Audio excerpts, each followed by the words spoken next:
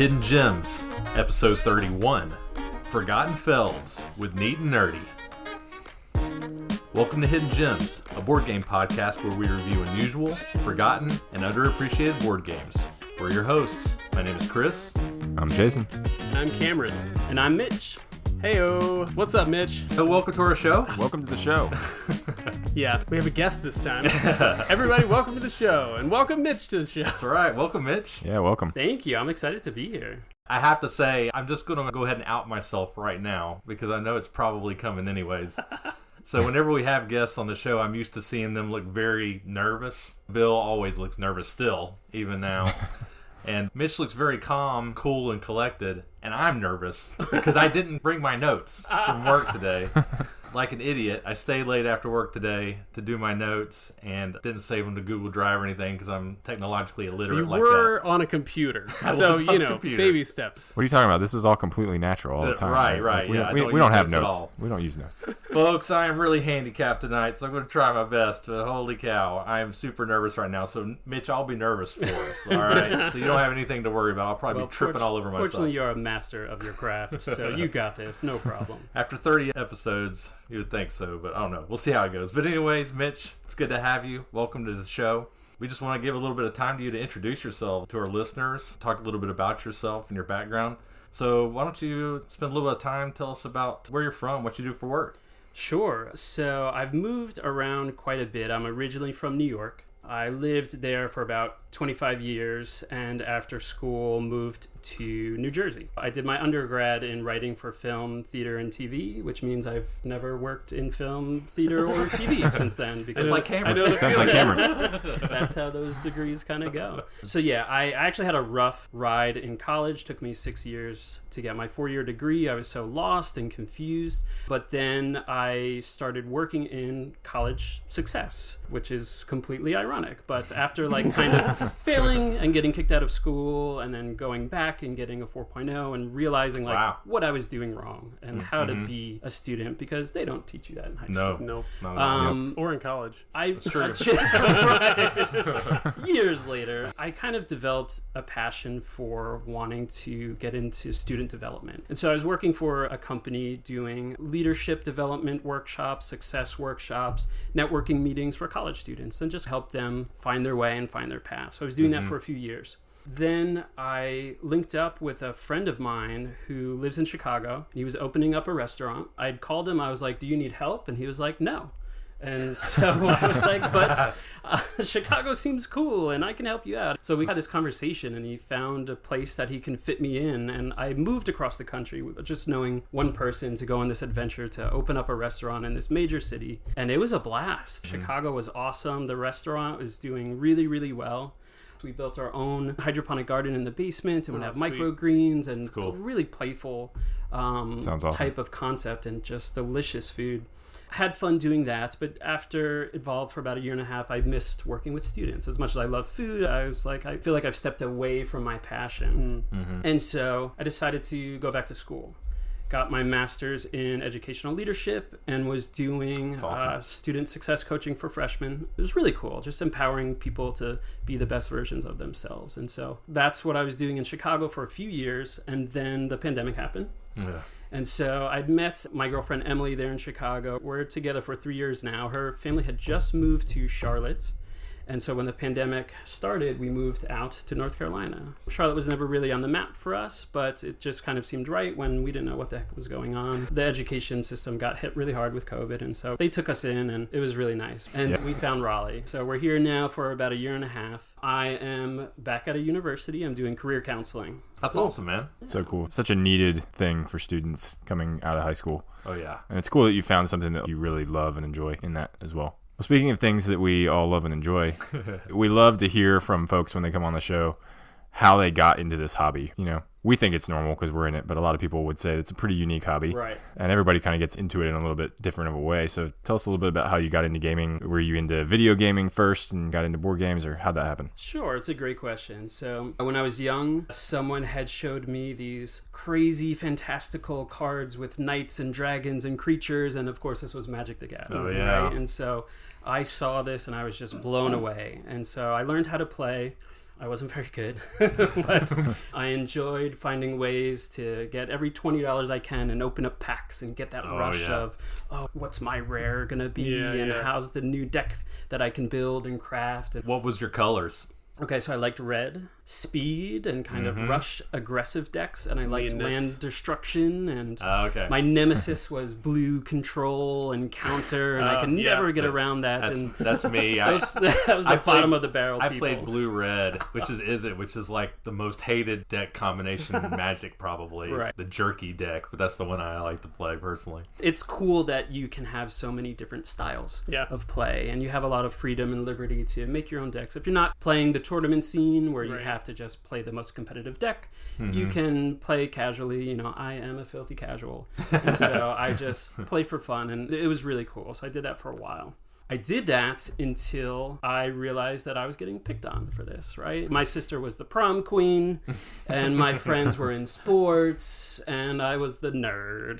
And so I kind of lost touch with something that I really loved for a long time. While I was in Chicago and I was getting my undergrad, I decided I'm going to reclaim my identity. I'm going to reclaim the nerd in me. And so I got together with some other friends and we started a Dungeons and Dragons club. Nice. And we thought, the three of us, Respect. maybe we can find 10 people to get together, and who knows, right? So we gave it a shot, and 300 students later, we made this huge scene in Chicago of reserving rooms on campus just to play Dungeons and Dragons. Yep. And Nice. it was You really got 300 people coming? not coming. They were imagine, but like Whoa. they joined the group and You get together one turn people every made 3 different- weeks. Well, I didn't think in the same session. I'm just saying, No, thank you for letting me clarify that, because that would have been just insane. But for me, what was really important was creating a space for people that was inclusive. They feel welcomed. They're not being picked on. They're excited to get together and display this in a public space with like-minded people. And it was just, again, went back to empowering others to do what I feel like they love and that sort of thing. So then I played a game called Dominion. And that blew me away. And you're right? speaking Cameron's love language right now. Magic, D&D, and Dominion. Those are like three of your favorite things in the world. Yeah. Going from the deck construction Yeah, to deck yeah. building, I was like, whoa, totally blew my mind, right? So that was my first introduction to modern board gaming. And so I got that game, I played the heck out of it. And a friend of mine from Chicago said, hey, we just got this Kickstarter game. I was like, what's Kickstarter? You should come play it. They set it up. And so it was a small jump from Dominion to Kingdom Death Monster. Oh, I don't know boy. if you're Oh, familiar I've with played it. this game. It's like yeah. the heaviest game. And then I just got hooked. And so every week I was going over, we were either playing Dungeons and Dragons or we were playing board games and trying the new Kickstarter or trying this little card game, and it just took off. And I just got addicted. What awesome. version of D&D? So I had played, I think it was 4th edition. I didn't play a lot, to be Okay. honest. I mostly participated in one-shots that they would do here. and there. Yeah. Nice. So probably not as experienced as you all. Cool. Yeah, we played mostly 4th edition. Towards the end, we started to We get more into committed 5th. to 5th, yeah, which unlocked everything for me. I won't get started. I loved the role-playing aspect Yeah. of the game and stuff like that versus the mechanics. 4th edition feels more like a board game, Yeah. which I thought had some value too. I know some people in our group really loved 4th edition, but 5th was a good change for us, I think. I have no idea what any of you guys talking about.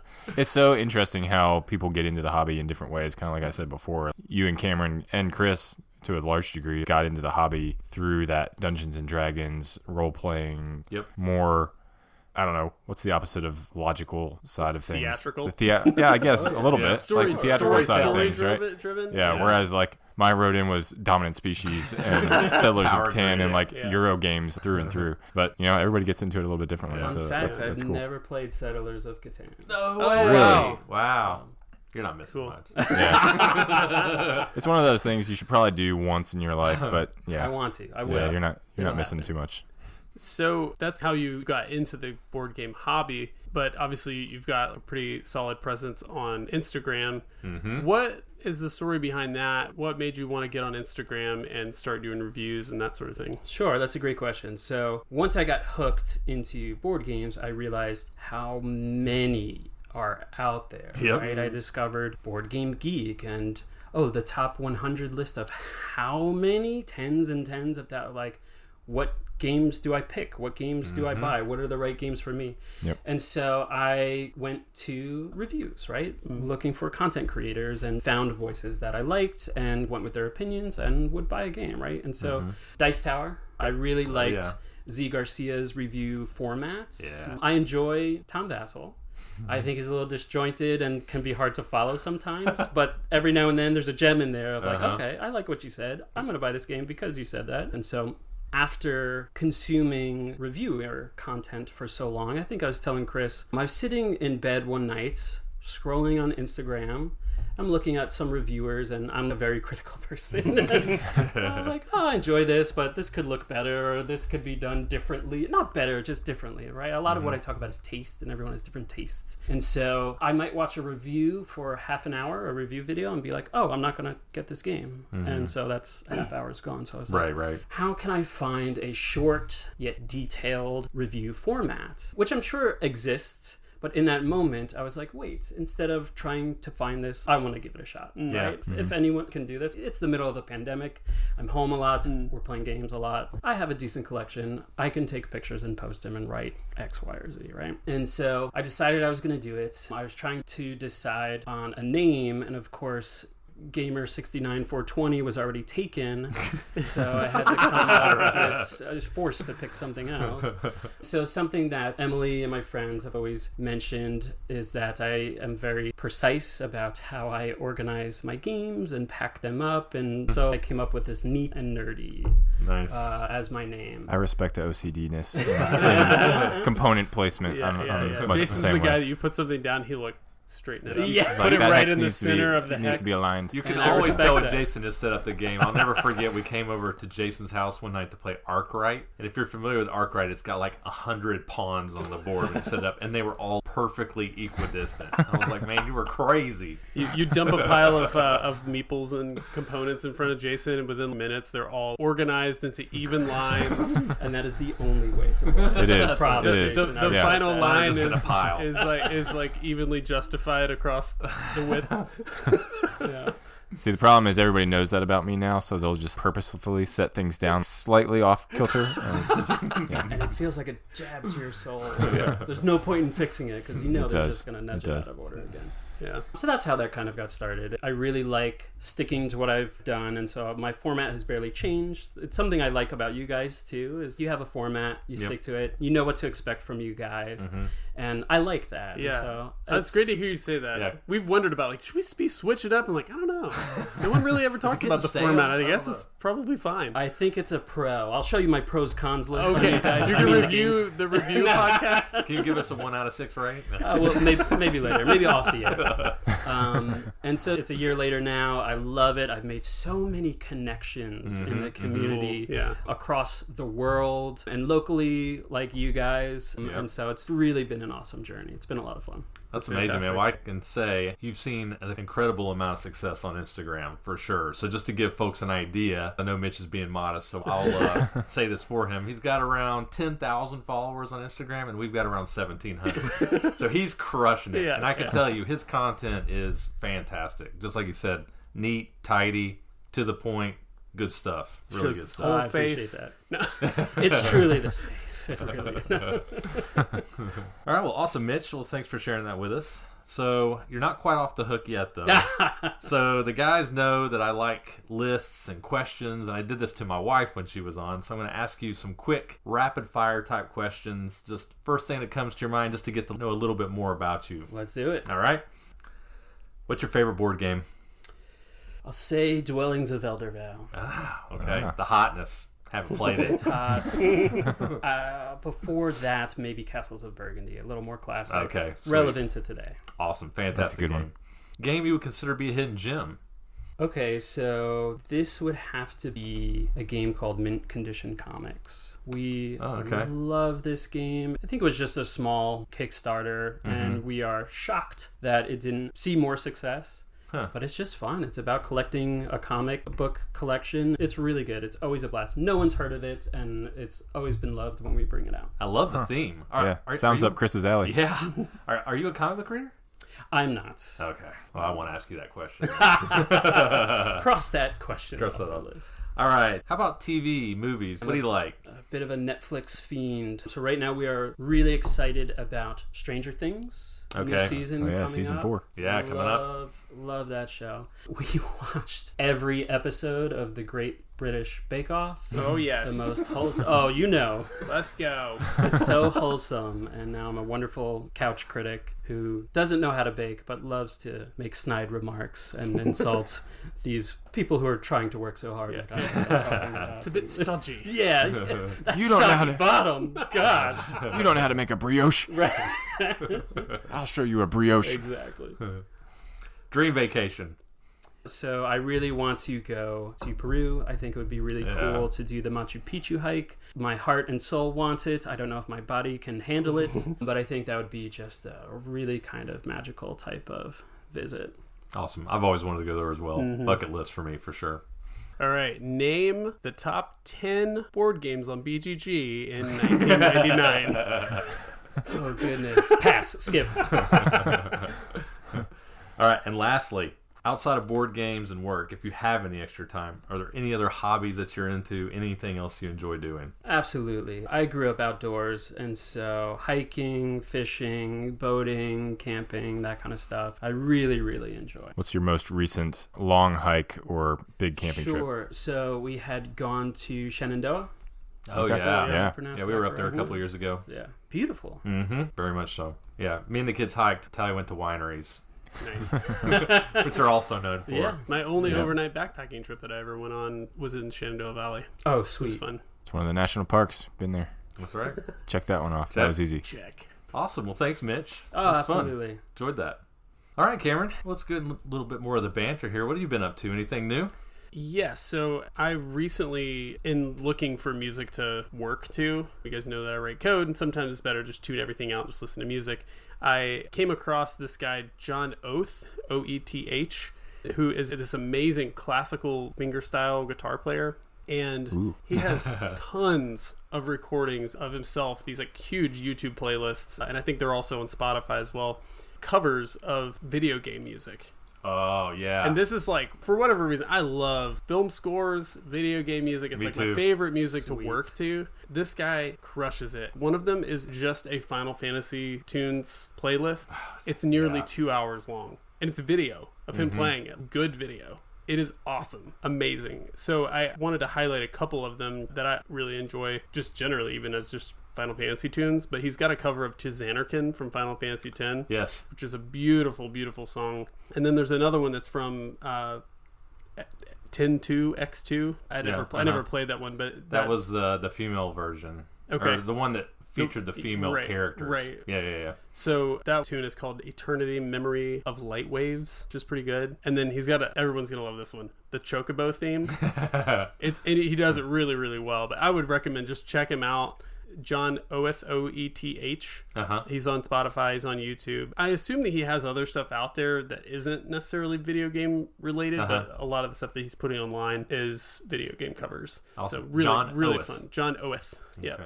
That may not be the right way to pronounce it, but that's how you spell it. Oeth. That's awesome. That's cool. I'm going to jump in here if you're done. Sure, yeah. Yeah, because I was going to talk about something related to Elden Ring tonight. Surprise, surprise. Yeah. but I will spare the listeners. I'll talk about it next week because this is actually something I wanted to talk about. Okay. Speaking of video game music, because I watched this the other day and it just blew my mind. Yeah. Do you guys know who Bit Brigade is? No. No. Okay. So if you go on YouTube, there's a rock band. So it's not acoustic Okay, guitar, but okay, it's a rock yeah. band called Okay. Bit Brigade. And what they do is they play at video game conventions and other places. And Mm-hmm. a member of their band plays the Nintendo Entertainment System. And what they do is they play old classic Nintendo games. So their most famous one, and the one I would recommend watching, is Mega Man 2. Oh my god. Yes, dude, it is They amazing. play instead of the video game music? So Yes! instead of the music playing for the game, they're playing all the songs. And I mean, they Oh play my everything. gosh. They play the stage select song. Exactly. Yeah. They play the boss music. They play the music that plays after they beat the boss, Yeah. and they are just rocking. And if you're familiar with Mega Man, which Yeah. it's one of my favorite franchises, Mega Man 2's music is the best. Unforgettable, yeah. Unforgettable. Their tunes are so good. I could sing them right now for you. I will not, but I could. They're so good. Flash Man and Metal Man stuff is great. I just recommend. It's about 45 minutes long.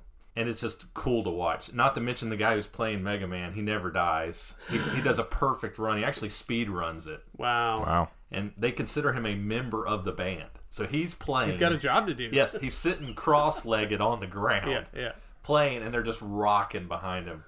It is cool. Check that out. Bit Brigade. And they do other games too, but the Mega Man 2 one is really good. It's amazing. It's got like 2 million views or something.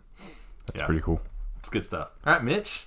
You got anything to talk about? Sure. Something fun to discuss? Yeah, so I mentioned Emily, I mentioned Chicago. We just decided that we're going to plan a trip to visit some friends in Chicago. I don't know if you've been, but there's just such a great food scene there. The neighborhoods each have their own different charm and character, and then downtown is just so vibrant. And so we just have plans to go to our favorite spots and just take a little blast from the past, from where we met and where we fell in love and all the memories and that sort of thing, and just reconnect with some old friends. That's so cool. We're so stoked for that, and we think that's going to be a good time, so we're excited. So I have to ask you, because I'm super curious. I love Chicago as well. I've been several times. Maybe I've asked you this, but for the show, what is your favorite pizza place in Chicago? What is your preferred spot? Oh, I probably am going to upset some people. On air. Commit right here. I mentioned I'm from New York, and then Chicago pizza is very different. Oh, okay. So, do you not like it? I wasn't a fan of a wow. lot of the Chicago pizza out okay. there. I took to Jet's Pizza, which is a major Yeah, we have that here. chain. Yeah. Oh yeah, That's like 10 minutes down the road, Someone bro. mentioned that, and I'm like, oh, it's here, it's amazing. You I think it's you really Detroit are. style You are pizza. embarrassing I yourself know. right now. They really do, though. They really are almost in completely different categories from one another. Like they're both called pizzas, but Chicago style pizza is so different from New York pizza that I don't think it's even really fair to compare them to one another. It's almost like lasagna. Yeah, it's not. Yes. Yeah. I've had Giordano's, and you can eat like half of a slice and then you're done. Right. Yeah. If you like tomatoes layered under tomatoes, under tomatoes. So for your Chicago peeps, may I get some credit here? I like Lou Malnati's. Oh, yeah. My favorite, for sure. I went to several. Gino's East, I think, is one of them. Sure. And Pizzeria, you know. Lou Malnati's the best by far, in my opinion. If I had to choose, it would be them. Nice. I enjoyed more than the other. That's awesome. Thanks for putting me on the spot. That's right. Yeah, that's what we do. So that one was worse than my 1999 board games question. We got that one at one point from another St. Clair. co-host. That's right. So, Chris, if there's anything I know about this show, is that you make some spectacular cocktails. Are we drinking anything tonight? Yeah, so I've been getting a lot of questions from the guys because I usually make the cocktail ahead of time. What's a cocktail? And the cocktail is not out. I hope this is not a disappointment, but this was just so easy I could not do it. So since we're having Neat and Nerdy on the show, I decided to get a nice bottle of bourbon from the ABC store today. Oh, boy. And I've got some empty glasses here. We're gonna have I did some... notice the empty glasses there. I thought those were for after the cocktail, you know? Nope. So this is going to be for our bourbon taken neat. We got the nerdy in spades, so now we have the neat, I guess. I know that Mitch likes bourbon because he drank some bourbon with us when we were playing games. I don't know if you were doing that to appease us or not, but you seem to enjoy it. So we're going to do it again. Bill's like, oh, thank God I'm not on that episode. Everything I do is just to try to impress you, Chris. So yeah, speaking of Bill, it's probably good he's not here because Bill would not be able to handle this. So this is Old Forester 1920 Prohibition style. Oh, yes. It's 115 proof. I like the ones that rip your gastrointestinal tract off. That's the kind of bourbon that I like to drink. So we're going high proof tonight. I've actually not had this one. I've had it. It's amazing. Okay, sweet. It was sitting right next to Statesman. Yeah, they're right on par with one another. Okay, sweet. Statesman is the affordable vat. Yes. And Statesman is 95 proof, so I like it a little spicier, so we'll give it a shot. All right. Cool. Sounds good. So I'll pour us here. We'll edit this out, obviously. A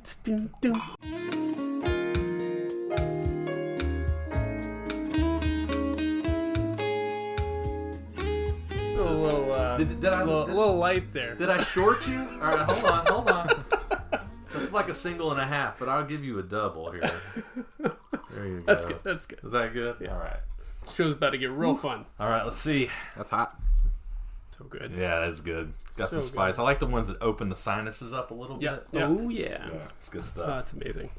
So this is higher shelf than Statesman? Yeah. Well, apparently it's $5 more. Yeah. If anybody's interested in picking it up, this was around $60, which is not a cheap bottle for sure, but it's not an expensive one either. Right. My favorite bourbon, E.H. Taylor, is well over $100. Yeah.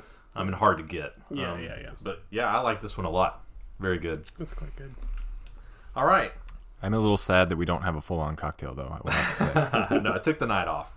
Forgot my notes. I'm all frazzled, man. All right. So last thing we'll talk about before we get into the reviews, as usual, whenever we talk about a publisher or a company or a designer, try to give a little bit of background, a little bit of bio on them.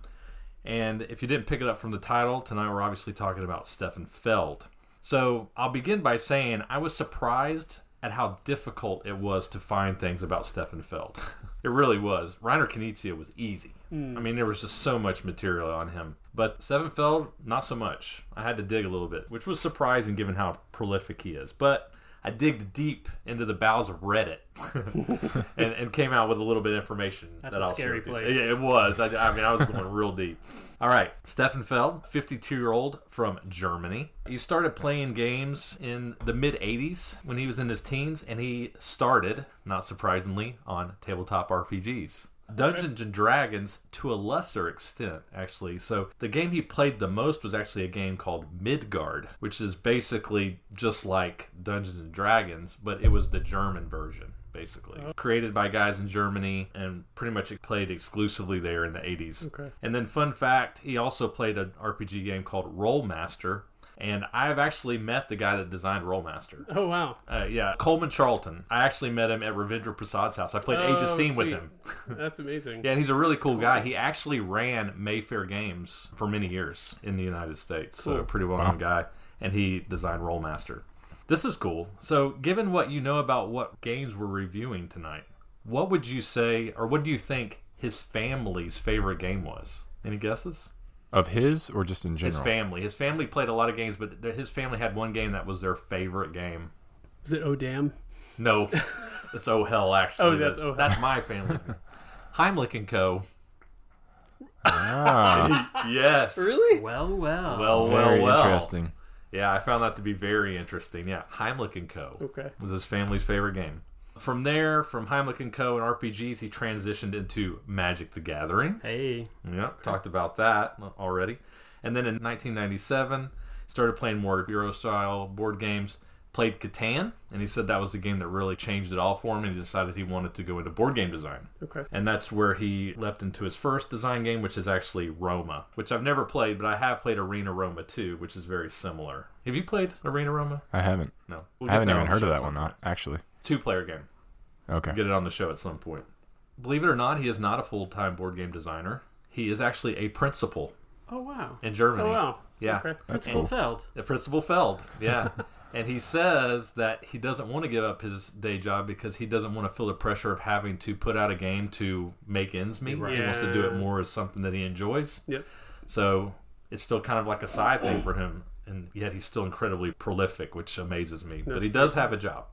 In his opinion, his games that he would consider hidden gems of his, if he even has any, are La Isla and Oracle of Delphi, which I don't consider that to be a hidden game at all, but I guess he thinks it maybe deserves more love than it gets. I've heard of both of these titles. Haven't played them, but they don't sound hidden. No, so I've never played La Isla. I played Oracle of Delphi. Have you played?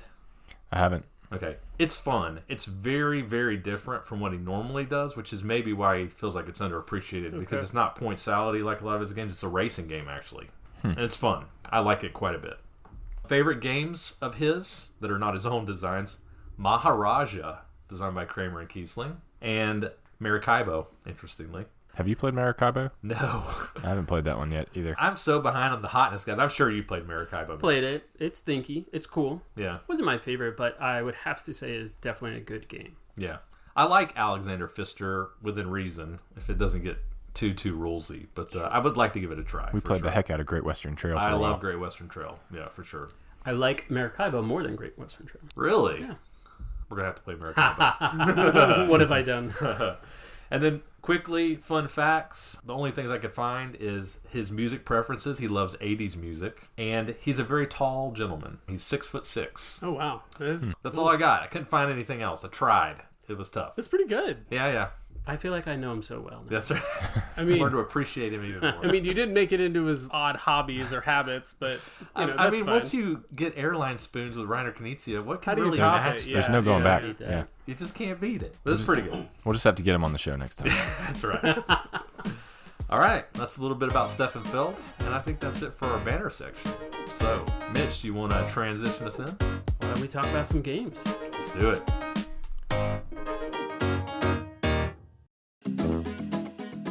Anton, the adventurous anteater, is looking for food.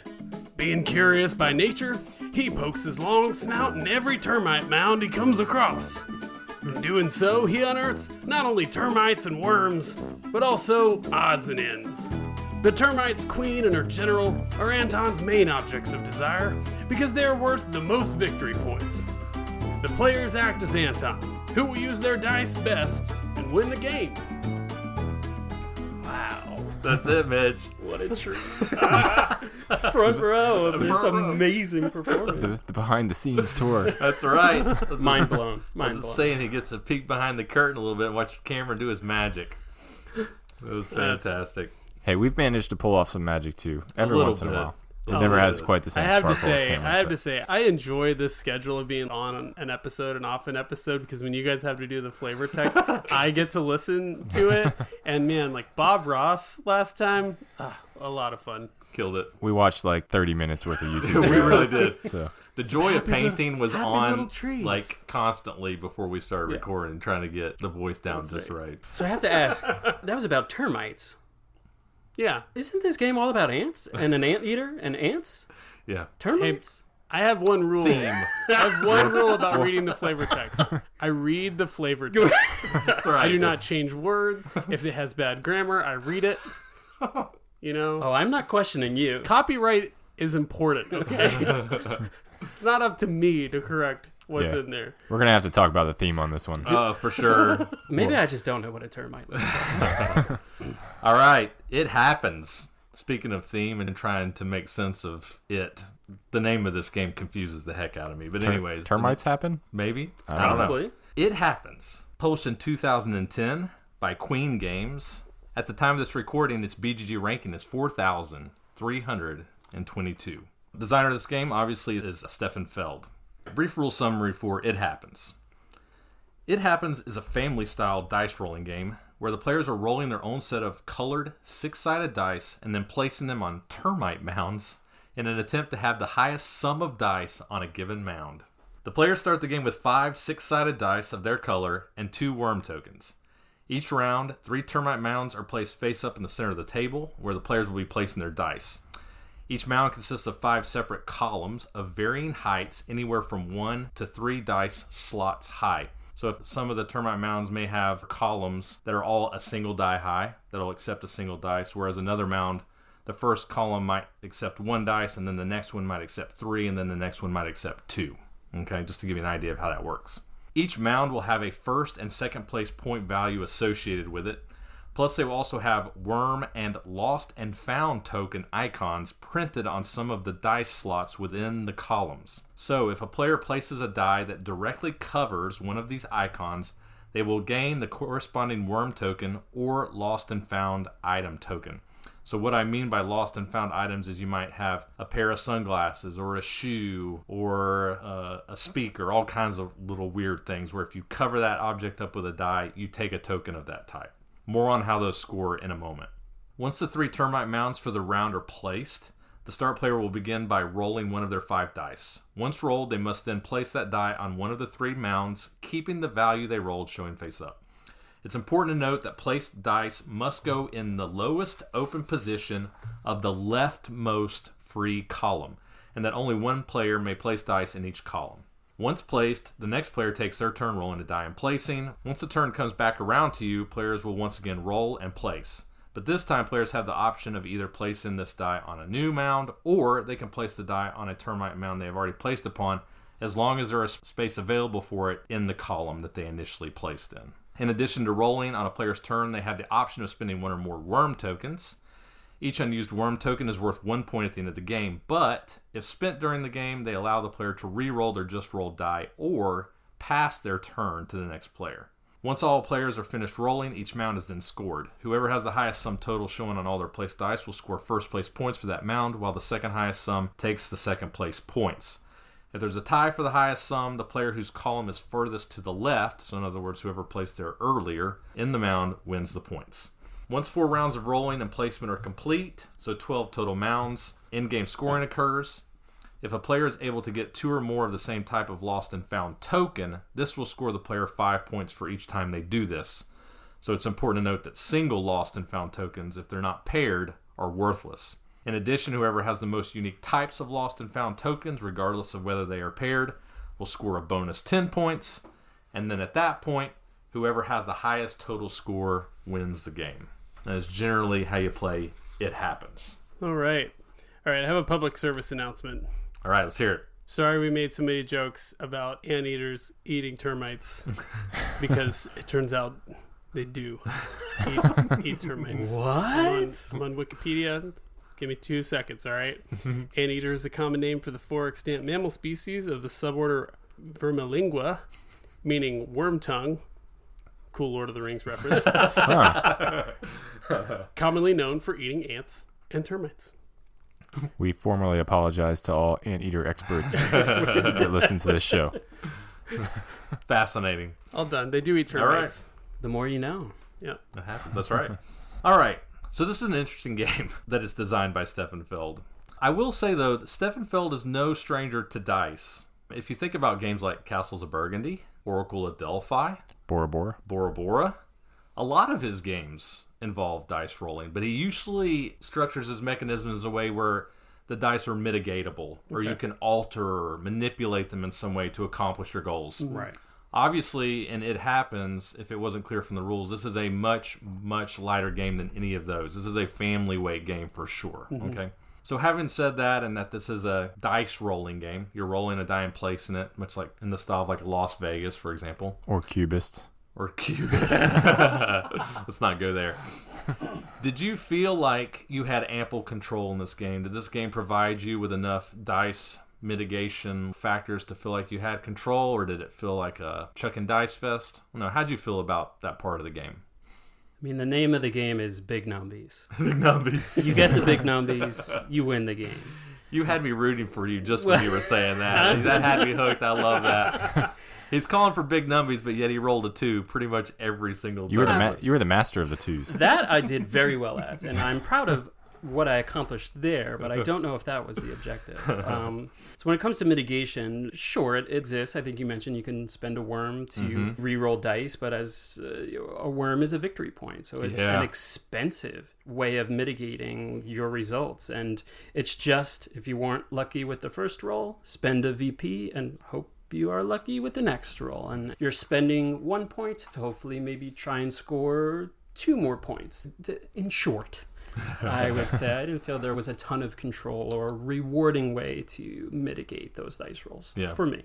Yeah, I feel like in a lot of other games that he's designing, the dice, they are central to the gameplay, of course, but they're not as crucial to your direct play every single turn. The values don't matter as much. Right. It's not like, I rolled a 6, I moved 6 spaces. It's like a 6 lets me do something Lets different. you select from different actions or whatnot. Right. And so it feels like there are more mitigations in those games for a dice roll that means less. In this game, dice rolls are everything, and it is the only thing you do. Right. And so, much like Cubists, which we are going to talk about Cubists because it's very similar, I felt like this game actually had better roll mitigation than Cubist had. Right. This, I mean, you can spend a worm token and you can re-roll entirely. You might roll 2 again, but it happens. Or worse. So, there's the theme. You were waiting for that. We did it, boys. We found it. But yeah, I agree with you, Mitch. I think that it's expensive to spend those points to do that, and you're not guaranteed to have it result in anything different than you got the first time. So Yeah, I mean, I think the other factor that I noticed is you roll, but there's a range of locations where you can place that die, right? And I think that there's some mitigation to that, right? If you're in a column that can accept 3 dice and you roll poorly, you can go, okay, well, I still have another open spot. So I could like put another high one there. I'll just drop this one in there. I'll save my worm token and hope that I get something better that I can put in that stack to put me over the top. So having that range in there of the different places where you could place, I think offers us some additional flexibility that we should mention. Totally agree. The only other thing is there were times when you're a little bit pinched in. I'm like, oh, I don't want to go where I could place a die this turn. And so being able to say, I'm just not going to roll and spin your worm token to bypass your turn, I felt like was an option, right? I totally agree. I'm really glad you mentioned the passing aspect because we were talking a lot about re-rolling, which I definitely think has value in a game where you're rolling dice, right? But the pass action, in my opinion, is the best part of this game. It's the most interesting part of the game. I agree. To do it. When to do it, right? Because again, it's not free. It costs a point. And as Mitch mentioned, a point in this game can matter. Scores can be tight and it's fairly low scoring, so you have to really think carefully about when you use a worm, is it worth it? But that opportunity of passing and maybe I maneuver my way into placing into a column that accepts 3 dice instead of 1 die, or maybe I'm trying to work myself into a column that's got that second shoe that I need for those points or another item type that I need. Passing will enable you to kind of sneakily put yourself into that position to get maybe something that you need that I really liked. So yeah, I think the worm tokens were definitely the best part about this game from a luck mitigation standpoint. I agree with that. I enjoyed the passing part of it too, but even the passing, and maybe you guys disagree, but I felt limited in its flexibility, right? Because there were instances where I would pass and it would come all the way back to me and the board state was exactly the same, right? Because everybody had spots that they could place. And you could say, okay, we'll just continue passing. Yeah. Well, you can only do that for so long. Sure. And I think you're going to find situations where you're locked in, right? Where you either don't have any more worms, can't get any more worms, I think that's part of the game, though. I would call that mechanic turn order manipulation or turn order management, right? Where can I put Chris in the position where he has to go there, or when he has to take a suboptimal move? Maybe I go for something on a different turn that gives me an extra worm so that I'm the person that is holding more resources that allow me to pass that one more time that I needed to avoid the short stack, you know? For sure. So there were some things I liked about this game. When I first looked at the box cover, I was like, oh, okay. This is the kind of games Hidden Gems play. This is what they do on the show. Okay, we can do this. These guys play really sucky games. Yeah. And you set it up and you explain the rules, and I looked at it, I was like, oh, there might be a game here, right? And so things I liked about this game is that it is quick and it is a simple game. You set this up, you teach it, and you start playing in 5 minutes or less. It's nice to have options like that. And this did that totally well.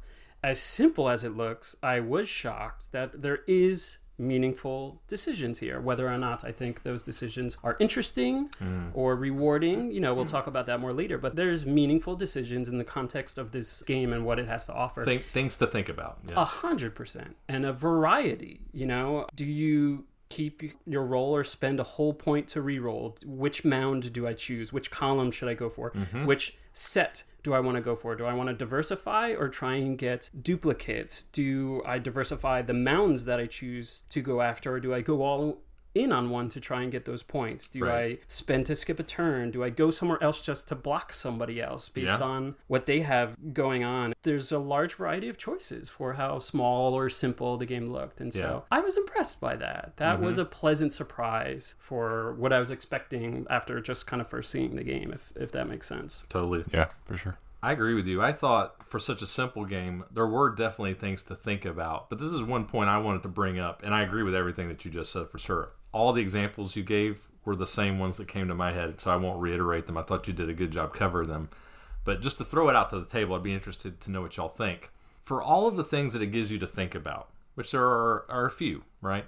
At least for me, I did feel like that after I thought about it for a while, I felt like most of the time I was pretty sure I was always making the best move. Once I've assessed the board and assessed all the things that needed to be assessed, I looked at my die and I was like, I think this is clearly the best move, right? And I feel like I was doing that almost every time. You're just that good at it. No. But seriously, I would be curious to know what you think. And I think the thing that for me was the biggest limiter is you had a lot of good decisions, but you're just rolling one die, right? When you're just rolling one die and you just have to consider one value, you look at all the boards and see where that all plugs in, and then you kind of determine what you think is best. And in a lot of games, I like games where I'm like, oh, is this the right move or isn't it? You know, I'm just not sure. I'm struggling. I always felt like I was pretty sure I was making the right move. I don't know. What did you guys think about that? Was there a tension there? It is kind of like you just figure it out and play optimally, right? Correct. I felt that way frequently, where it was like, okay, I rolled this. It's only going to be A or B. B seems like it's risky, so I'll just go with A. Yeah. Right? And it just worked itself out pretty quickly. It's kind of like a cone, sort of. As the game goes on, your decision space gets narrower, I guess. I don't know. That bored me a little bit, if I'm honest, because it started to feel automatic after a while. Sure. Yeah, there's also very little unknown information, right? Everything is on the board at all times, right? So I know exactly what I need to roll in order to overcome the majority on a particular card, or I know exactly what you need to roll, and there's nothing I can do about it if you do or you don't, right? And so, yeah, I think I agree somewhat with what you're saying. I don't think it takes away anything from the variety of things that you're thinking about in those decisions, like you mentioned, Mitch, because I think all of that is definitely still there. Agree. But yeah, like you mentioned, you're rolling one die, and at most, you have 3 different things you can choose to do with that die, right? Right. Usually it's less than that once you've already selected something or you've already filled up an entire card. So, yeah, it definitely seems to narrow, like you said, Cameron, as you go through. Yeah, it's a mathematical equation that you're doing. You know your number, you see the numbers that are out there. And so, yeah, I think you can find the best decision knowing that something's going to change soon. Sure. But at times I felt that way. Did I make the best decision? Maybe not. Have I ever won this game? Not a chance. Well, and I wonder, having said that, I guess I'm trying to make a point here is that once people figure out how the game works and understanding the mechanisms, at that point, once you've learned how to play optimally, quote unquote, which I don't think takes too long to figure out, at that point, then does it just come down to who rolled better? I wonder about that. Turn order. Well, yeah. I wonder about that. Turn order impacts that a lot in this game. Well, sure, and I think that's why the worms are so great. Yeah. And that's why I said earlier, I think the worms are the best part about this game is because they allow you to delay and go towards the end so you know what you have to beat. You have that ability to see what's in front of you. Yeah. But outside of the worms, I don't know. I just didn't know how much hard decision-making was going on there, except for when I was trying to decide when to pass.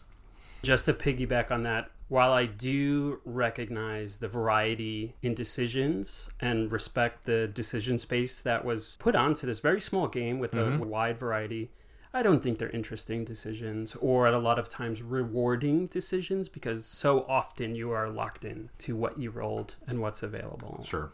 One other thought on the it happens thing. Thematically, this game makes no sense. I mean, we'd had a conversation and a Wikipedia lookup about anteaters, and I don't know what that has to do with this game. It just doesn't fit. The name of the game isn't explained anywhere. The artwork is odd, to say the least. Some of the graphics on these cards are just kind of weird. Why are we putting dice into anthills? Right. Termite mounds, I guess. Yeah, and it's not poorly drawn art. That's not what I mean. I don't think that it's necessarily unattractive game. But for me, I like to see connections between artwork and game mechanics. I feel like that makes a game more immersive. And maybe that's asking too much for a filler game like this. But for me, that's the standard. I feel like this would miss the mark on that. So that's my remarks about theme. Okay. Should we move on to our final thoughts? I think we're ready. We're ready. All right. Well, since we got Mitch on the podcast, before we do that, I think it'd be a good time to review our grading system. We actually haven't done this in a long time. So if you're new to the podcast and you started listening more recently, we're sorry if our number system has confused you. We used to be a lot better about doing that regularly. I'll try to remember that. But we'll review it since Mitch is on. So we grade our games on a 1 to 6 scale, 1 being the lowest, 6 being the highest. If we give a game a 1, we feel like the game is not a good game, but the reason that we feel like the game is not a good game is because we feel like it's broken in some way. Something mechanically about the game is off that ruins the experience for us. A 2 game we also consider to be a bad game, but not because we feel like the game is broken in some way. We just don't like the game. It sucks. We hate it. We don't enjoy it. We don't want to play it, for us personally. A 3 game is what we call the meh game. It's just okay. It doesn't excite us. We're really not seeking to play it. Again, if people wanted to play it, we might go along with it, but it's not something that we're really excited to play. A 4, now this is where we're starting to get into the better stuff. 4 is a good game. We enjoyed it. We would happily play it again. there were some things going on in the game that we found to be interesting. 5, excellent. Above average. A really great game. Excited to play it again. Dig into it more. Explore it more. Really just hit us in the right way. We enjoyed it. And then 6 are our favorite games. Game blew us away. One of our top games. Okay? I think it's worth explaining the 6-point decision as well, because we've gotten questions about that in the past. Yeah. Of why we decided to go with 6 instead of a 5-point scale or a 0 to 5 or... Yeah. So 0, I think, just doesn't make any sense to give a game a 0. I always thought giving a game at least a 1 kind of makes sense. And the reason why we did 1 to 6 instead of 1 to 5 is if you do a 1 to 5 point scale, when you give a game a 3, it allows you to fall into a very gray, nebulous, fuzzy area that we don't like. Yeah. So in hidden gems, a 3 or lower, I'm getting rid of it. A 4 or higher, I'm keeping it. That's for me personally. 4, good. 3, nah. It's just meh, right? Or bad. Okay. So that 1 to 6 allows us not to fall in the middle, which we don't like to do. I get around that regularly by saying I'm between a 3 and a 4. But, you know. You were the worst offender of that, but we try not to be wishy-washy and fall definitively. Yeah, the between a 4 and a 5 is fine. Between a 3 and a 4, Between a 3 and a 4. It's frowned upon. Make a decision. Get off the fence. Man up. All right. Well, having said that, Jason, why don't we start with you and we'll work our way around the table. We'll end with Mitch on this one. Sure. I brought up Cubist at the beginning of this, and if you haven't listened to that episode, you can listen to our previous episode where we had another dice chucking fest, and I went off on that one. I drew a lot of comparisons between this game and Cubist just because of the dice rolling, the pure dice rolling nature of it.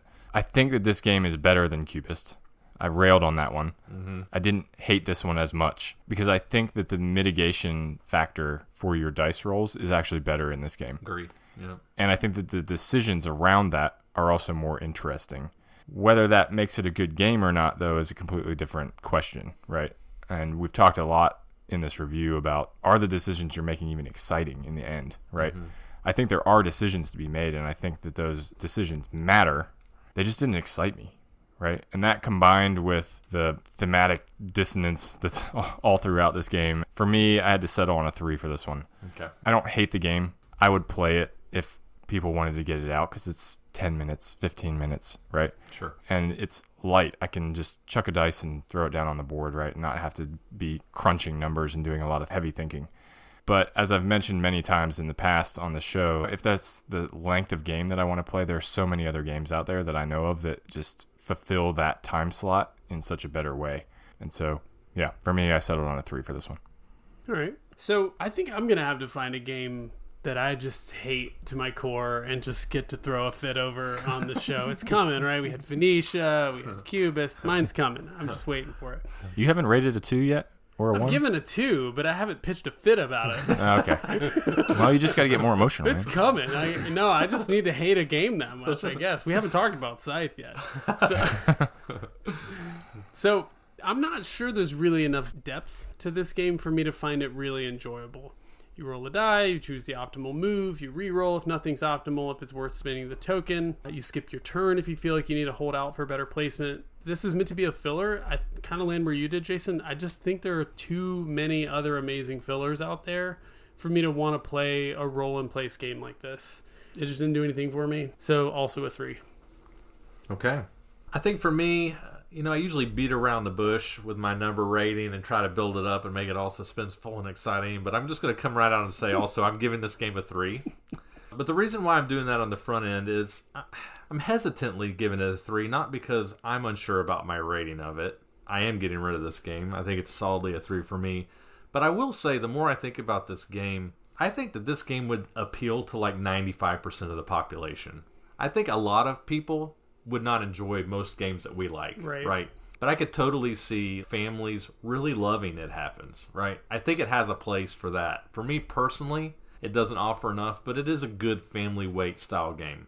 Your son Knox played it with us the first time we played it, and he seemed to enjoy it. And he probably liked it. He probably wishes I would keep it, but I'm not going to tell him to get rid of it. There's so many games where my kids are like, man, Dad, I really love this game. I'm like, sell pile. There's other good games I can teach him. Maybe Bill will bring him. That's right. But why did I not like it?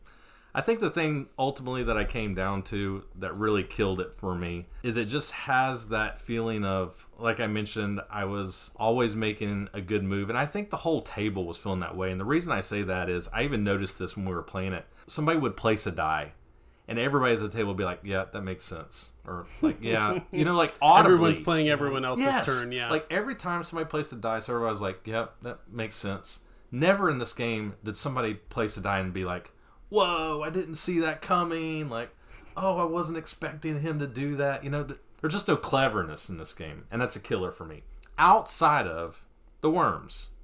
I think the worms offer just a little bit of cleverness in the passing aspect. But it's just not enough to save the game for me to make it feel like it's good. I need a little bit more. And I think there are good die rolling games. Alea Acta S comes to mind, or Order of the Gilded Compass. I know you've played that, Jason. Yes, you have. Oh, yes, I have. Yeah. Okay.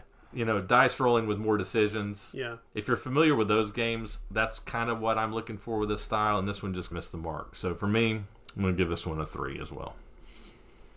All right, 3 threes. 3 threes.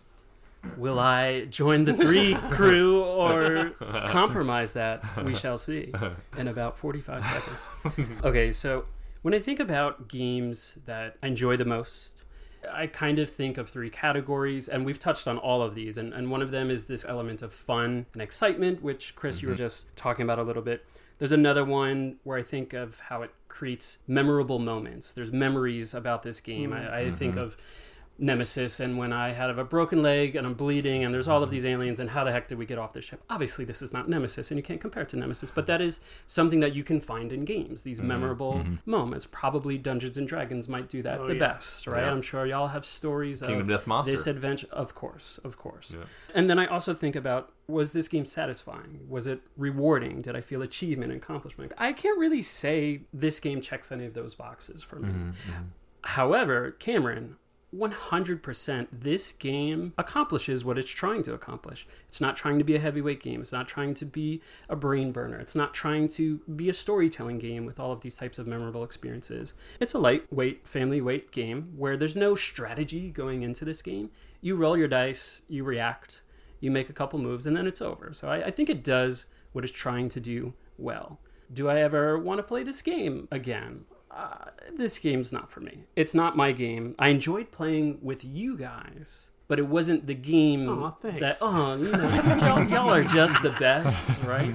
And so I enjoyed playing with you guys, but it wasn't the game that I was deriving my joy from. And so I rate this lower than you guys. I put it at a 2. Respect that. Yeah, I don't know. But I do think it does what it's trying to do well, and just what it's trying to do is not for me.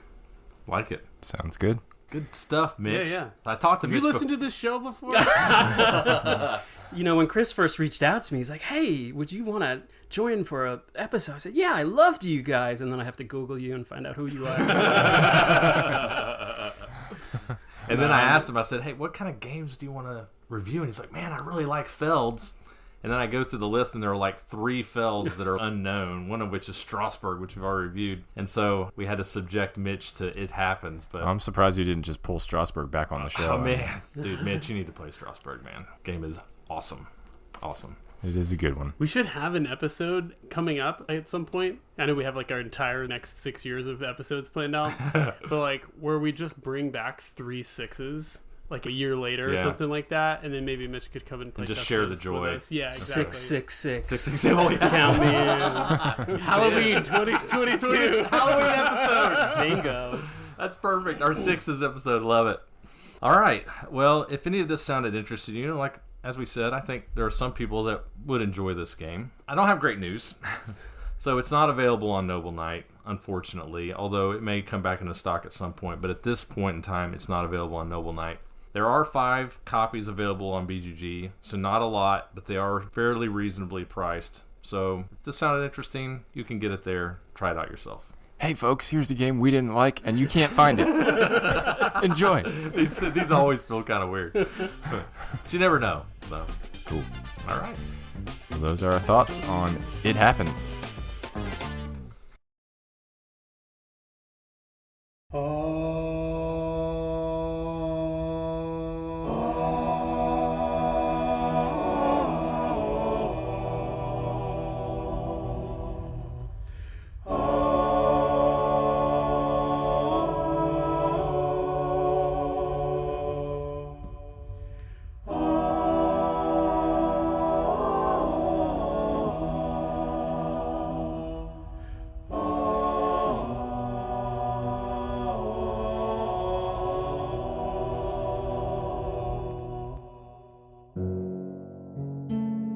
1327 AD.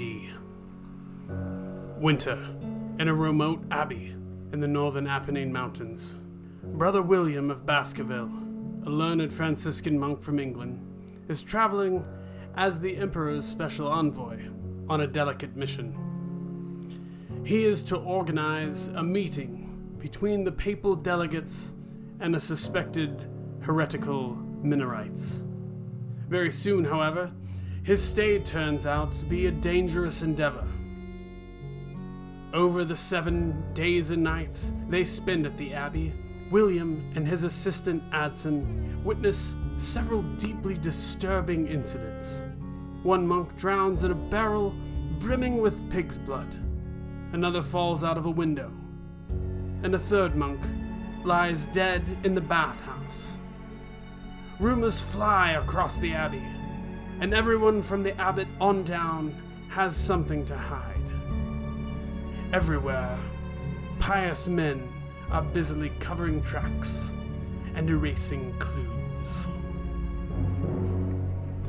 I feel like we need to turn the lights out and just read that by candlelight. That was riveting. It's pretty good flavor text. Yeah, I think it's very well written.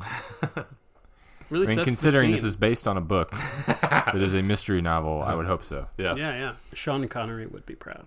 Yeah. Oh, I could have done a Sean Connery. I was That getting would ready have to been say, a I was great wondering idea. if that was what you were going to do. Yeah, it could have been fun. We'll never know. Just wanted there to be that good mystery theme. Like it. We'll Good save job. Sean Connery for another day. That's right. Schwartz for fun. Swords. All right. The Name of the Rose. Published in 2008 by Ravensburger. Designed, of course, by Stefan Feld. Currently ranked on BGG 2,139. Mm-hmm. So, this game is based off of a book, which we mentioned a second ago, by Umberto Eco. It's published in 1980, and it's a murder mystery, of course, based in a monastery in 1327, where lots of shady things are going on. And William of Baskerville is called in to investigate. So this game is a logical deduction game, where players secretly take on the identity of one of several monks in a shadowy monastery full of mystery and intrigue. Ooh. In keeping with the theme of the novel, a murder has occurred. William of Baskerville, along with his sidekick Adson, are investigating. At the start of the game, each player will be given a secret identity card, which will tell them which of 6 different colored monks they are playing as. All 6 monks, along with the meeples representing William and Adson, are placed randomly onto the board in one of 14 different monastery locations. Throughout the game, all the monks, including William and Adson, can be moved around the board by all players. And as these monks move around the board, their corresponding colored markers will be moved up and down on both a suspicion track and a clue or evidence track. At the end of each round of play, monks who have generated more suspicion will move up further on the clue track than monks with less suspicion, after which point the suspicion track will reset and a new round begins. At the end of the game, the monk with the lowest score on the clue track will be the winner. Mm-hmm. So that's the simple high-level view. Mm-hmm. So let's dig in just a little bit more. On a player's turn, they're going to choose one card to play from a hand of 3 cards that they get dealt at the start of the game. These cards come in 3 different flavors.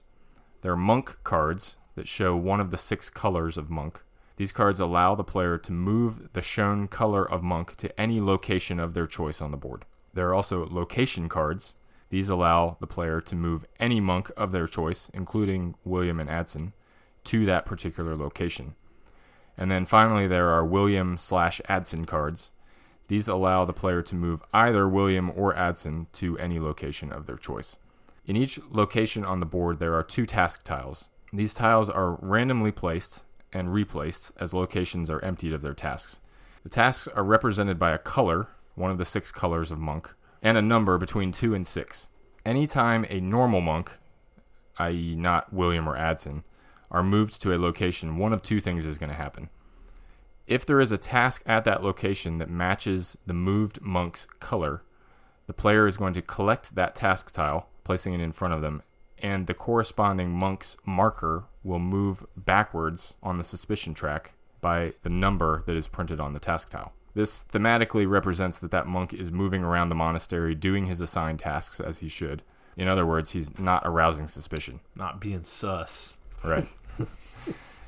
If there is not a task in the location matching the monk's color, then they must, of course, be up to no good. And that monk's marker is going to be moved forward on the suspicion track, this time by the sum of all the task tiles that are at that location. And the player who moved that monk does not collect any task tiles. The other thing that can happen here is William and Adson moving to a location. This works a little bit differently.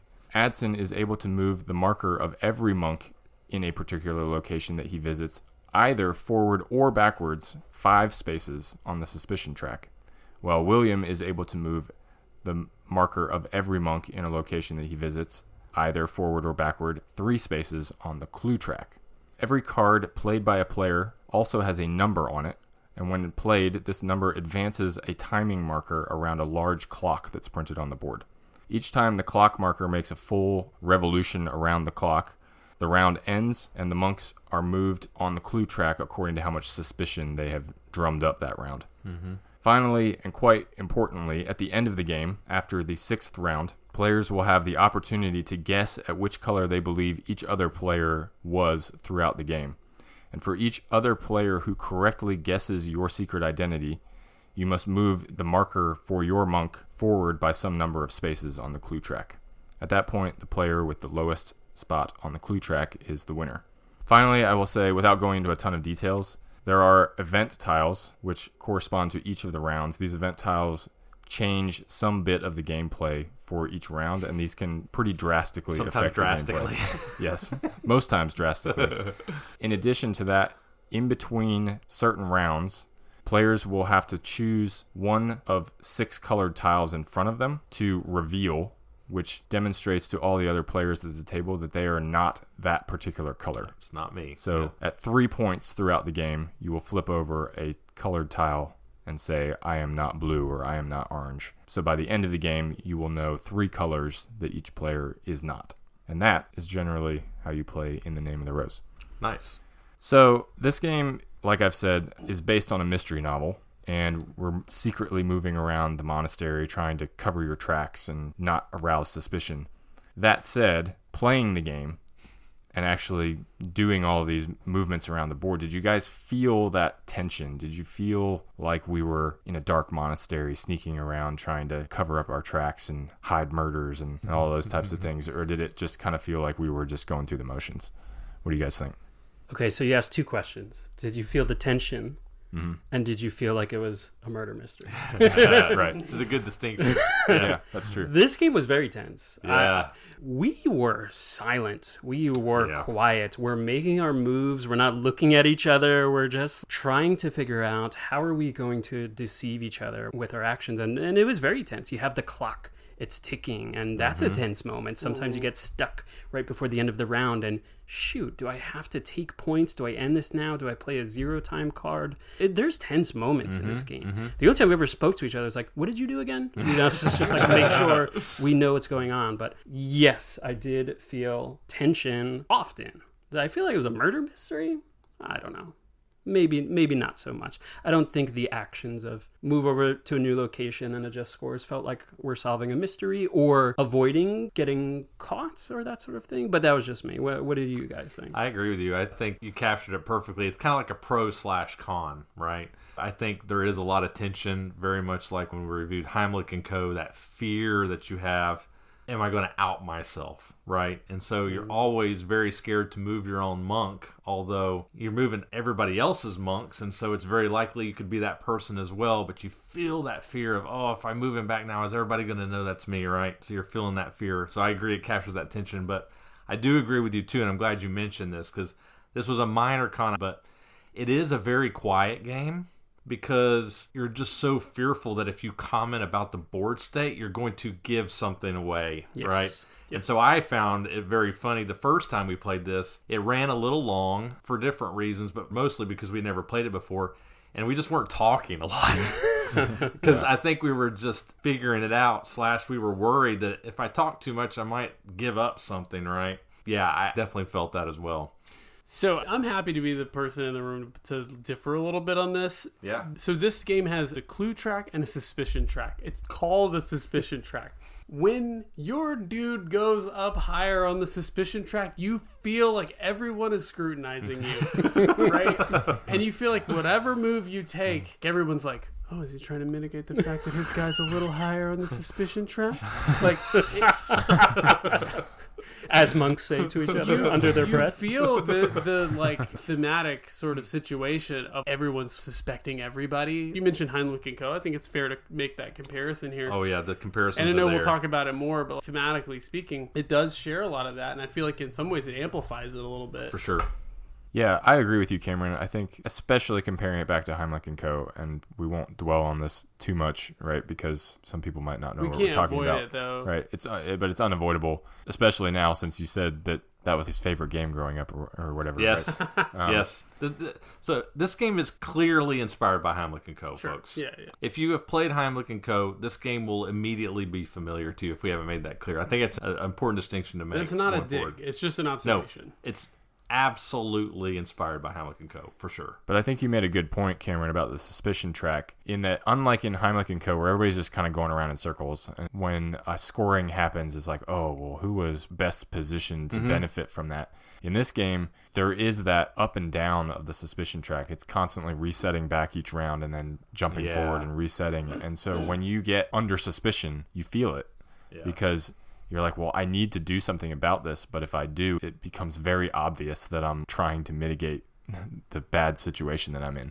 So you're trying to figure out other ways to get around that. Are there ways that I can put other people under suspicion as well so that I'm not the only one that high up on the track? So yeah, I felt that suspicion part of it. The murder mystery aspect of it, it's not really there. Yeah, I'm really glad you mentioned the monk movement, because I think this is a good segue into this point, and I'm sure we probably all have thoughts on this, because I think there's some interesting stuff going on here. The decision of when you move a monk to a location, to move him somewhere where he can do a task and move backward on the suspicion track, or where he can't do a task and move him way forward on the suspicion track, right? And in regards to that specifically, I really found it interesting about the moving backwards, because obviously it's advantageous to move yourself backwards, but you can't always move yourself backwards, right? Or everybody's going to figure out who you are. So why would you move your opponents backwards? Well, for the task tiles. And again, if we haven't made this clear, and I think this is just so brilliant about this game, the task tiles can allow you to delay yourself from crossing that point where you move the time marker around to where a scoring occurs, which can be valuable for many different reasons, but one of them being that you don't have to take the -2. So I don't know if we covered that in the rules, but if you're as the as always, we've uncovered a rule. Yeah, we've no. now mentioned like 7 times in our review that I did not cover. But no, this is a good time to mention it. So if you're the person to trigger scoring, you take the event tile, but what that symbolizes is you take -2 points at the end of the game, which I can tell you in this game is not trivial. Yeah. You can lose the game because of this, right? And so that ability to subtract off of your monk card with those task tiles so that you don't cause that scoring to happen is valuable, right? But normally when you're doing that, you're oftentimes helping your opponents move backwards on suspicion, right? So it creates a really interesting decision of, do I just try to move somebody forward and screw somebody over that I know is not me, or do I try to maybe move somebody back, maybe it's a dud player, and get these task tiles so that I don't have to be the one to cross that line, right? I thought that was interesting. I don't know what you guys think about that. I thought it was brilliant. You have something else to think about. There's a few puzzles going on. There's the board, there's the clock, there's the suspicion track, and there's the evidence track. And they all matter. They're all interconnected. Every move impacts every single one of those things. And so I think that's brilliant. Yes, why would you help another player? Because it's going to help you in the future? Maybe. And why did we do that? You have to make assumptions. And Right. It's a neat design. Yeah, I like that part a lot about it. agree. Yeah. Yeah, and we saw several turns where the timer gets within 1 or 2 of the tripping point. Yep. And then those tiles start coming out. Everybody's delaying. Miraculously, two rounds, 3 rounds, I think was the most that we went before we triggered it. Everyone is able to mitigate that by spinning those tiles or spinning Adson tiles, which are the 0 time movement card, in order to not move it ahead and not be the one to trigger the tile. And one more quick counterpoint. Sometimes you want to be the person across the line, right? Oh, yeah. If you like where the monks are sitting on the suspicion track, especially if one of those event cards is super punishing, sometimes it's like, yeah, I'll let it cross. I like how this is going to shake out. But what's so interesting, this is how it's similar to Heimlich & Co., that conveys information. Yep. When somebody causes it to go into the next day, I always look at where everybody is. That's how you figure out who people are, right? Why did Mitch or why did Cameron, why was he okay with us scoring right now? And trying to figure that out, right? Where is he positioned in that suspicion track? I found that to be very interesting as well. One thing that I found as we were playing, it seems like in general, you're disincentivized to move monks backwards on the suspicion track. I mean, we obviously all did it occasionally because you want to get those task tiles. But if you really think about it, you're helping your opponents. Did you guys feel that same disincentivization, if that's even a word? Back then it was a word. For moving the monks backwards on the track? I felt like it was always more beneficial to move other people forwards on the track to try to mitigate being too high on the track than to only move in the backwards. high position. So I think, and Cameron, I think you experienced this in one of our games. Oh, man. When your person is way up in the front, like in the front, moving them backwards behind somebody is highly suspicious. But if you move somebody else in front of them, that's not as suspicious. Right. It reduces your points by a point, right? And you've put somebody else in front of you, right? So it's a way of helping yourself without being as sus. So I think in the front of the line, moving people backwards is pretty suspicious. In the back of the line, maybe not so much. But that was just my observation. And there's major swings, too, because these tiles range from 2 to 6, and each location can have 2 of them on. So at the lowest, if there's only 1 tile, there's 2. At the top, it could be 12. There's yeah. 2 6s there, and 12 movements are going to happen. So yeah, Very familiar with that. we saw the Everyone pain. liked to put red on 12. And so, yes, I did feel, why would I move anything backwards? That's so suspicious. Yes, the tiles could be helpful when I can just move other people forward. And then knowing it's likely going to be one of your pieces, and now you have to react, and you have to do something suspicious. I don't care if you know that I'm not red. Red is clearly not a threat to everyone if they are so far in the lead, or the reverse lead, right? Right, 'Cause being right, in the right. lead is a bad thing. Don't want to be in the front. And so, I don't care if I move red so far or orange right next to red, knowing that you guys have to react to that and you guys have to do something suspicious. And so, yes, I would agree with you, Jason. It feels like the move backwards on the suspicion track is the most suspicious thing in the game. And if you do it, maybe you move someone back just on a 2 tile or a 3 tile just to get the token. But then, since you've chosen the smallest token out there, that's also getting the same information. Yeah, Right. you're giving info. You can use it as a misdirection, right? I'm going to move somebody back intentionally, but you're helping them. Right. And you're arousing suspicion even by doing that, right? Because I'm like, well, I'm going to move this one back, but I'm only going to move it back so that it doesn't cross over another marker. It doesn't So that's not really you. doesn't actually change the score at all, which gives away that that's not me, right? Why would I do that? Why if would I'm, you not move them back 6? Yeah. Yeah. There was Exactly. a turn when I think they were like, I don't know what it was. There were 2 gray task tokens on a space. You moved your guy there. There was like a 5 and a 2, and you picked up the 2. It was like, okay, Jason's not gray, right? Or is he? Exactly. If you're, Or is he trying to, if like, you're mitigate playing like suspicion? next level chess, Yeah. right? You can really fake somebody out, right? Which I think is what's interesting about this game. It's that I know that you know that I know that you know Yeah. kind of thing, Yeah. right? Exactly. So one thing about this game that I liked, especially in comparison to Heimlich & Co., is the reveal rounds. I feel like sort of helped clear up suspicions that might have been formed in previous rounds. I feel like it was rewarding when a player didn't reveal the color that you expected, because you're like, oh, maybe I'm still right. But on the other hand, it was also good when they revealed what you suspected, because you're like, okay, I was wrong. Now I need to pay closer attention. What is Jason, since he's clearly not orange? That sort of thing. Yeah, I'm glad you mentioned this. This is a good next segue because I think the color reveal must be discussed. Sure. I had slightly different feelings about it. I'd be interested to hear what you guys have to say as well. The color reveal, I don't know, I have such mixed feelings about it. I agree with you. It is helpful in that early in the game. It helps you eliminate, okay, I know Cameron's not this color. I know Mitch isn't this color. That will help me influence my moves of who I might want to try to hurt in the future. But I have problems with the color reveal. The first one is that when you do that first reveal, let's say I flip over a tile and I reveal gray. Everybody knows that I'm not gray. now I have no incentive to assist gray whatsoever. Right. And so it creates kind of like a release valve or just an easy move for me to just dump on gray because it's not suspicious, right? Yeah. And so if you're gray, and I think this actually happened in our last game, Cameron, with red. Yeah. Red gets revealed. Everybody knows I'm not red, and now I'm just going to shove red up the line. And if you are red, now you're in a sucky spot, right? Because you're stuck with how do I get myself consistently out of this position? Because I'm just going to keep throwing red up the line, right? Because I don't care about red, right? Yeah. It creates a difficult situation, I think, for some people. I didn't love that part of it because it just made for a simple decision, I think. But I'd be curious to hear what y'all thought about that. What's nice about that, though, is we talked about these 12 movement spaces.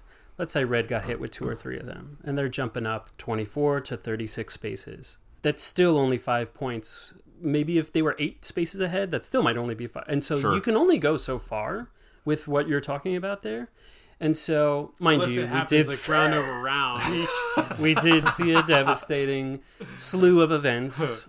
But I think there's a way around it. I agree that it opens up a door for you to take advantage of. Mm-hmm. And I wouldn't subscribe just yet that it's overpowered or you can't do anything about it because it's just 5 points for that round. Sure. Someone else is going to get 4 points for that round. Yeah, I agree with that point. That's not where I thought you were going with that, though. Another point that I would raise about 2 things, and I think you're going to mention it, yeah, about the reveals is that you do this 3 times over the course of the game.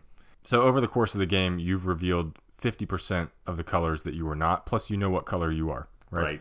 And so it really narrows down the choices at the end for when you're trying to choose what color other people are. I feel like in every game that we played, almost in every case, it was like 2 out of 3 people were guessing who a person was pretty accurately. Yep. And I think that's because it really comes down to like a 50-50 decision on each person. So it felt like it took away from some of that tension at the end, and that scoring at the end really matters. Yeah. I don't know if you mentioned in the rules, but just to clarify, you move up 5 spaces or 4? It depends on player count. That's why I didn't say it. Right. So the less players there are, the further each person who guesses. Yeah, but basically every person that guesses who you are, you move forward on the clue track a certain number of spaces. Which in a 4-player game, it was 4 spaces per person. Yeah, which can really matter. All right. I'm just trying to remember what I was going to say now. Take your time. Yeah, it's gone. It's fine. Oh, yeah. All I was going to do is just make a joke about not getting anybody right.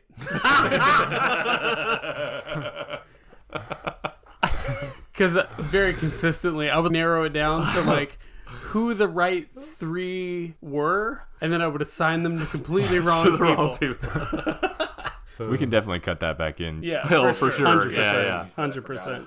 Yeah. All right. Back to you, Mitch. So something that I was deciding whether or not I was going to share this, because I was talking about this game with some other friends of mine. So I know that there are a lot of deduction games out there. Mm-hmm. Jason specifically said that this is a logical deduction game as opposed to a social deduction game. And there's a clear distinction between the two. I haven't played many games like this. And I know many other games like this exist, but I haven't played many games like this. When I was talking to other friends of mine, I realized that not a lot of other people have as well. It really depends who you talk to. It's true. Many of us are familiar with the wide variety of social deduction games. Often they're in the form of party games, and they're very divisive. They're very divisive. There are strong opinions for and against social deduction games. And I had kind of just an epitome of why, even though we are silent, we kind of don't know what's going on, why I'm enjoying this so much. Mm-hmm. And it's because, well, I suck at social deduction games. But there's an element that is outside of gameplay that is involved in social deduction, which is skills and talents like acting, bluffing, negotiating. Some people are better at those things than other people are. Persuasion. Absolutely. Yeah. And Lying. I'm not good at those things. Lying. So I lose those games, or I feel like I'm not on an even playing field based on who I'm playing with. What I liked about this game is that's gone. The way you deceive each other is through the actions that you take, and we all can only take the same actions. I really felt on the same playing field. I felt that I can develop a strategy rather than fool someone based on a facial expression or the Right. words that I chose or how I chose to say it, if that makes sense. Yeah. I really, really, really liked that about this game, and I thought it did it well. And Yeah. it was a newer experience for me. So I just wanted to throw that in there as well. No, I agree with you. You played a masterful game of this as well the first time we played this, and it's so interesting to hear you say that, because I know you haven't played Heimlich & Co. or listened to our reviewer, I think, but we noted that same thing, that we found it was so interesting and refreshing to play a social deduction game where you have a hidden role, but without the yelling. That was the thing that I pointed out, as I really enjoyed playing a game where I was trying to figure out what people were doing, but I wasn't being persuasive or screaming or trying to convince somebody. I'm just looking at what people are doing, right? Yeah. And then trying to figure out what their intentions are. And I think those games have a place because, as you pointed out, and I'm sure you've probably experienced this, I think we all have, where we invite somebody over to game night and we pull out Resistance or Secret Hitler, and they look miserable and they're sitting there with their head in their hand and they're just not having fun because that's just not their kind of game, right? Yeah. It's very confrontational. Whereas this, I think you could introduce to somebody and they might enjoy it if they didn't like a game like The Resistance. So, yeah, I think that's a great point. All right, so shall we move into our final thoughts? Everybody ready? Let's do it. All right, Mitch, want to kick us off? Sure. All right. I mentioned a lot that I liked about this game. I'm sitting in front of a page littered with notes, and I had to cross off things because I just didn't even have the time to say all my different thoughts, because there were many things that I liked. So, although I like this game, I question its shelf life. And what I mean by that is it's fun, and then it's confusing, and then it's mysterious, and then it's exciting, and then it's rewarding, and then it's painful and punishing, and it has the wide range of emotions there. But when it comes down to strategy and what you can do, I think it's a little bit limited, because like we mentioned, you can either play a location, move a monk, play a monk, move a monk. There's not a lot of options of what you can do, and so I think you're limited on different strategies that are available. Mind you, we didn't play this 90 times. And so maybe there's new strategies to unlock after so many different plays of it, but I don't buy it. I think that there's a few good strategies to explore, and then over time, I think you're going to get all that it can offer from it kind of quickly, if that makes sense. I don't know if that really makes sense. Yeah. Especially if you're playing with the same people. I think people lend themselves to certain types of strategy in these types of games, similar to social deduction games, right? You have that person who's always going to talk louder than everyone because they think that's how they win an argument. And so I think this is susceptible to that as well. So I think it's a good game. I like the game. I want to play it again. I wonder how long the game would last on my shelf, but I would keep it on my shelf, so I would give it a 4. All right. Cool. Okay. Jason, Everybody's looking at me. I guess that means I you're have next. to go. You're clockwise, bro. All right. Yeah, so while I enjoyed this game more than Heimlich & Co., because I think it has just a wider range of maneuverability, like there's more that you can do, there's more ways that you can cover up your tracks, I think I felt ultimately that it still falls prey to some of the flaws that we uncovered in Heimlich & Co. And I went back and looked at our review for that, and I gave it a 3. I'm going to settle on a 3 for this one too. I wanted to like this one more. I really did. But I found myself getting to the end of each game and thinking, okay, what did I do in that game that caused me to lose? Because I lost every time. And I would get to the end and I'd be like, I don't know. I don't know what move I made that caused me to lose. And if I did something that was good or that was an actual good move in the game, couldn't tell you that either, right? I don't know that I could point to any movement and be like, that move that I made, that was the move. That was like an awesome play. And I should figure out how to do things like that again, right?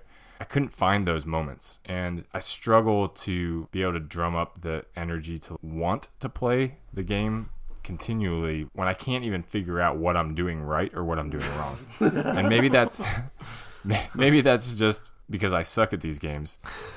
And that was a point that I made in Heimlich & Co., right? Like, It's true. Chris was somehow like the master of that game and somehow knew who everybody was by the end every single time. And I could never figure it out. And then we would get to the end and Chris would be like, it was so obvious who you were. And I was like, why? I didn't do anything. So my review is kind of all over the place, I feel like. But my final statement, I think, would be that I think this game is probably pretty close to the top in terms of where it falls in this genre. In terms of this pure logical deduction game, Yeah. I think it's pretty close to the top. Like, it's a great form of game in that genre. But I think the more we play the games that are in this genre, the more I'm realizing maybe that genre of game is not for me. Okay, right? yeah. And so I think that if that's the type of game that you enjoy, that's the type of thing that sounds interesting to you, you should absolutely try this game because it's a phenomenal version of that genre. For me personally, it just doesn't hit the right spot for me. So had to settle on a 3. Okay. All right. Well, I hate to be a bit of a lame reviewer, but for me, I think similarly, I think I just don't like this style of deduction game. I like being able to advocate for myself openly, and in this style of game, you just can't do that. I feel like everything I do or don't do is going to out me in some way. I feel like I spent my plays of this game just feeling nervous, and like I don't go to game night to feel nervous, right? There's a lot of other life situations that I feel like I can put myself in where feeling nervous is perfectly appropriate. Playing a board game is not one of them. So Trauma. even the deduction elements don't really strike my fancy. To me, it's just too much information to try and remember. And honestly, like Jason mentioned, I don't know how Chris does it. Somehow Chris is able to look past the thousands of data points that you're presented with in this game and keep a hold of the meaningful ones and just pick who's who.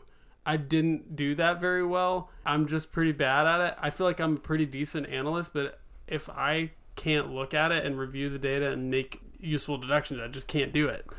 So I'm pretty sure I didn't pick a single player's color correctly at all in my plays. Like, I got nobody right.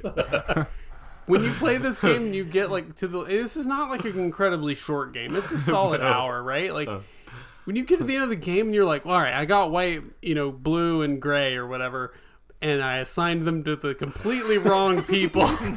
It's a little bit demoralizing. And I thought about this, I was like, all right, Cam, are you just coming down on your review on this based on doing poorly? And I'm like, a little bit. Like, if a game just frustrates you, like, that's...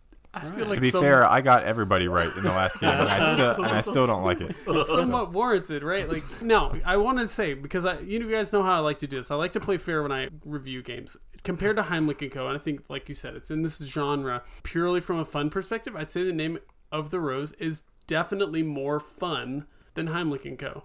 But I do think it still suffers from that somewhat random or arbitrary dinging effect, right? And we played a game where the very first round of the game, the event card that came out was like, whoever's leading it in the suspicion track, at the end of every person's turn, move them up a point. Well, it's the first round of the game. Nobody knows anything. Somebody moved red up randomly. Arbitrarily. Like, super high. And I started the second round with freaking 8 points. Like, what the crap is that? It's arbitrary. And I feel like this game can suffer from that, just like Heimlich & Co. Yeah, it's true. As I mentioned in that review, suffered a little bit from that. It would have been great if there were options or opportunities to mitigate that without completely throwing aside of like, I'm red, everybody, right? So A mercy rule. I hope that in exchange for kind of a lame score, because I hate giving out threes. I hope you were I've gonna give it offered. two. I hope I've offered enough humor in exchange for giving this a 3, but I'm giving it a 3. So you didn't hate it? I didn't hate it. Like, I felt engaged, but the entire time I was like, how do I do better than this? Like, if I do that, everyone's going to know that's what color I am. So, yeah, I've really struggled with this game. All right. That's awesome. Great final thoughts, guys. I really enjoyed listening to that, honestly. It's good stuff. So, for me, I can't review this game without comparing it to Heimlich & Co. As we've said many times before, there are just too many similarities. I gave Heimlich & Co. a 4 when we reviewed it the first time. I enjoyed the game. I thought it was good. I'm also giving this game a 4 as well. However, I do feel like that this game improves upon Heimlich & Co. in some ways. I think that the event tiles from round to round spice it up a little bit, although some of them could be quite... Spice is a good word for quite punishing. It does alter the way that you play from round to round, and so I think that is an improvement. Yeah. I liked the time track in Heimlich & Co. The only thing you really need to consider when you're triggering a scoring is where people are sitting. In this game, you consider that. Plus, if I cross the line, I take the -2 points, which, again, can seriously matter in this game. Yeah. I like that about this game. However, for the things that it fixes, I do feel like it introduces things that I don't like about the game. I personally did not like the color reveal in this game for the reasons that Jason mentioned, and that I think maybe it makes it a little too easy to figure out who's who. In Heimlich & Co., you get zero help. Right. Imagine playing this game and having no color reveal. And you've got 6 colors, and you're like, who is who? That's Heimlich & Co. Yeah. It's much harder. Instant analysis paralysis. Yes, and I like that about it, because like Jason said, a lot of times this game, it kind of comes down to a coin flip, right? So I didn't like that about the color reveal. Plus, it gives you that color you can just dump on arbitrarily because everybody knows it's not you. Having said that, I still think it's good. I liked it. I'm giving it a 4.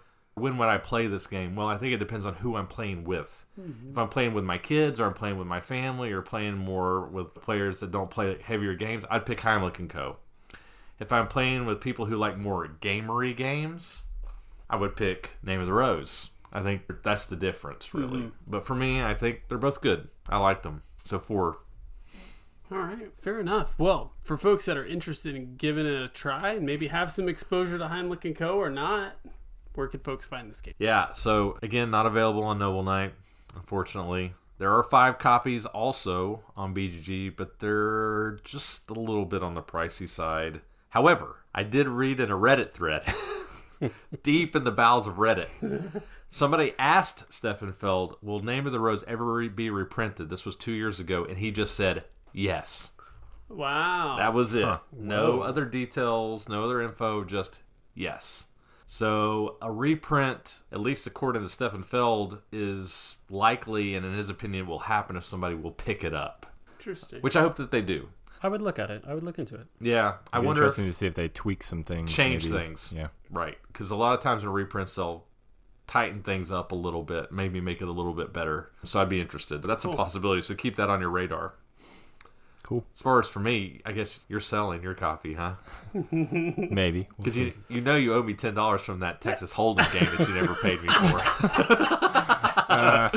At Mike Gifford's birthday party. I feel like you Jason's, swine. I feel like Jason's rating system doesn't mean a 3 is a hard sell. You know, He's selling it. He's already experiences the Dolmengatter situation where You owe me an ink cartridge or 2. Yeah, maybe. Shots fired. Nice. All right. Well, thank you for joining us for this Stefan Feld episode of Hidden Gems. Yeah, and before you go farther, Mitch, thank you for joining us. Absolutely. Yeah, this was awesome. The I honor was get mine. there. Oh, sorry. I right. didn't trust you. Do you want me to start over? No. Okay. Roll with it. Cameras are rolling. Gotta roll with it. But yeah, seriously, thanks for joining us today, Mitch. If you like what we're doing here, please remember it's a huge help to us if you'd leave us a rating or review on your podcast platform of choice and follow us on our various social media platforms. Those simple things can make a difference for the show's exposure so more folks can enjoy exploring games with us. Check out the BGG Guild if you want to interact with us or share a game that you think is a hidden gem. And if you're so inclined, please consider supporting the show over at patreon.com/hiddengemspodcast or purchasing a Hidden Gems t-shirt on our website at hiddengemsboardgamepodcast.com/store. Until next time, I'm your host Cameron. This is Chris. I'm Jason. Mitch from Neat and Nerdy. Thanks for listening. This episode of Hidden Gems, number 31, was recorded in Raleigh, North Carolina on April 19, 2022. Do you judge a board game by its cover? Join us again in 2 weeks as we take a look at 3 mass market style games with bland components. Will they all suck? Tune in and find out. Hidden Gems is produced and edited by Chris Alley, Cameron Lockey, and Jason Yanchuleff. Our Board Game Geek Guild is monitored and managed by honorary Hidden Gems team member Ghidorah. Our show's logo was illustrated by designer and artist Katelyn Nieto. Check out her work on Instagram at It's Katelyn Nieto. We would love to hear from you.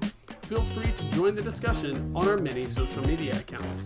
You can find us on Facebook at Hidden Gems Board Game Podcast, Instagram at hiddengems.podcast, and Twitter at Hidden Gems Board. Disagree with one of our reviews? Have something you want to say about one of the games we discussed today?